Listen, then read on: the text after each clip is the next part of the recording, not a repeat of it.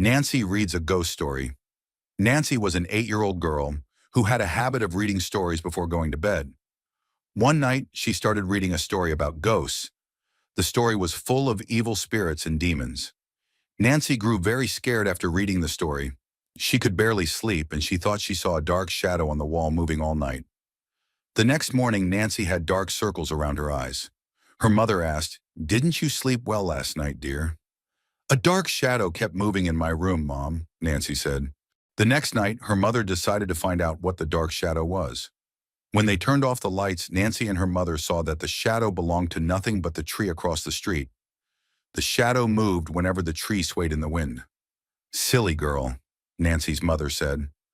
"You were afraid for no reason at all. It's just the shadow of the tree."